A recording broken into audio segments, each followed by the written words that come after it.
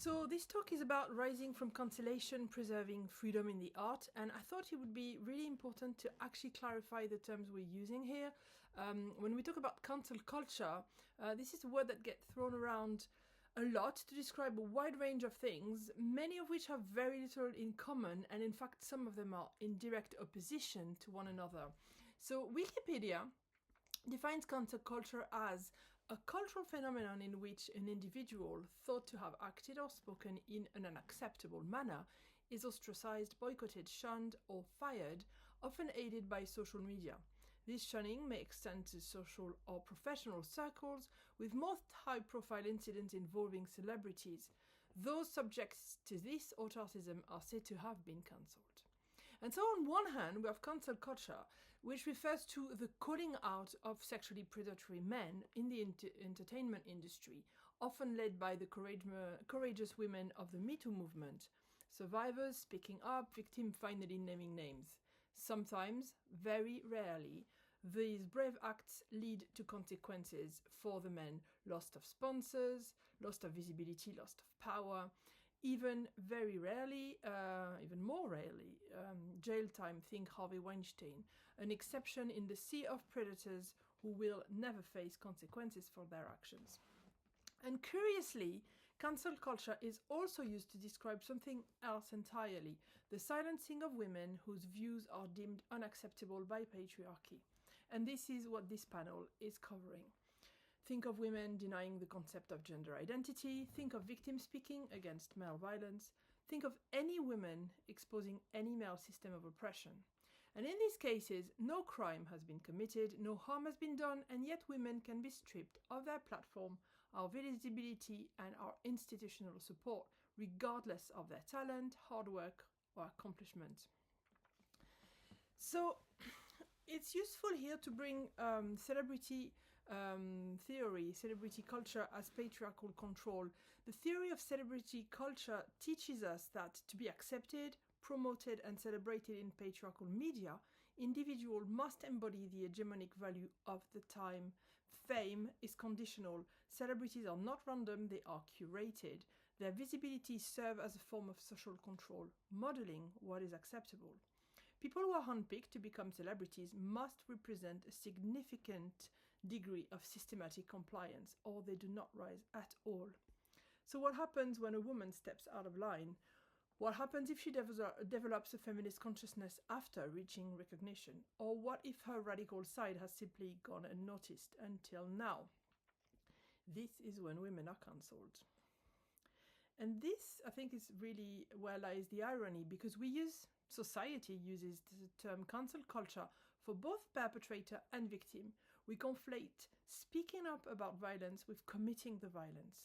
And this is how we can be in the situation to hear trans activists claim that J.K. Rowling is the female version of Andrew Tate. And to be clear, speaking up against the violence of trans activists, denouncing the harm done to young girls by the big pharma transitioning industry, creating women-only spaces for rape survivors, and defending lesbian right to exclude men from our sexual lives is got nothing to do with grooming, trafficking, raping, or prostituting women and girls.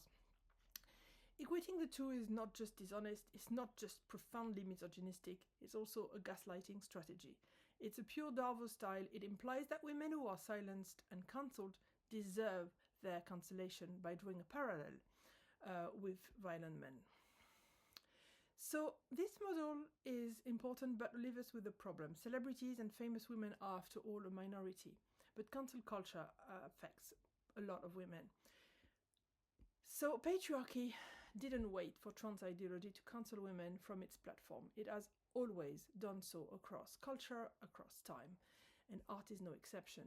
In fact, patriarchy never gave most women a platform to begin with, and it fought and still fights very hard against the women who tried to make it as artists.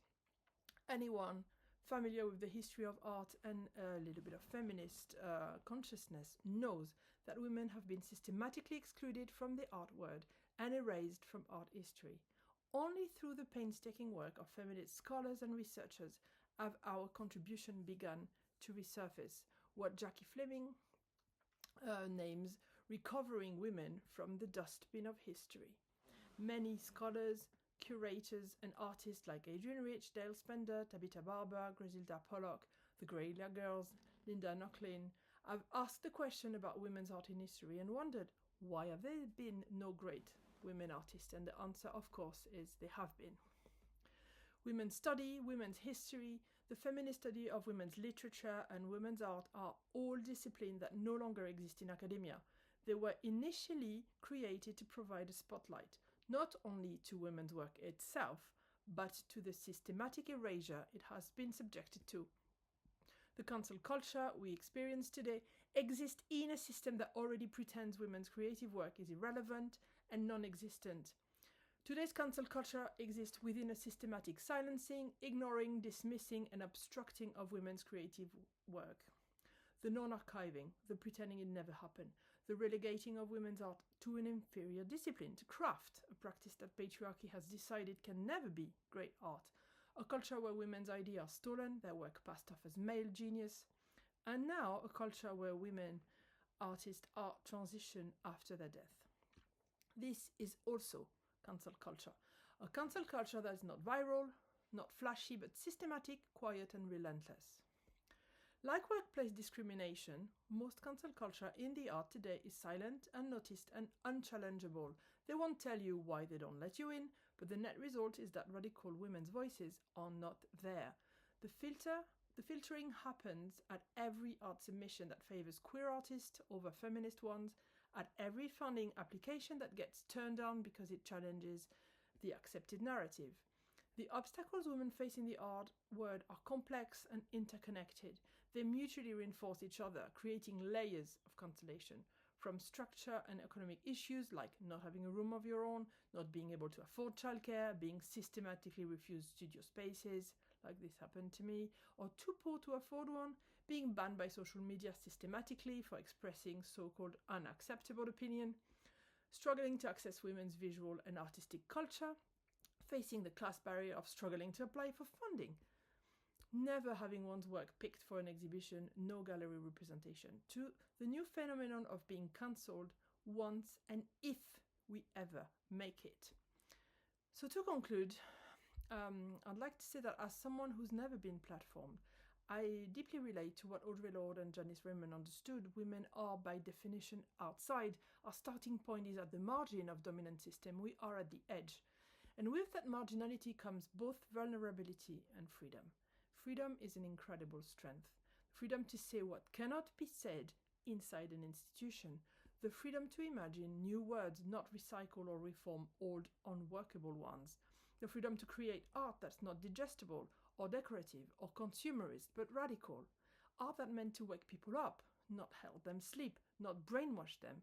Art that promote critical thinking. So my advice for women who've been cancelled: what do you have to lose now? Go for it. Be outrageous. Speak your mind. Express your rage. Think beyond the realm of what the oppressive regime deems acceptable. Uncensor yourself. Be the most radical version of yourself. This is the kind of work I want to do, and this is why and how we keep going.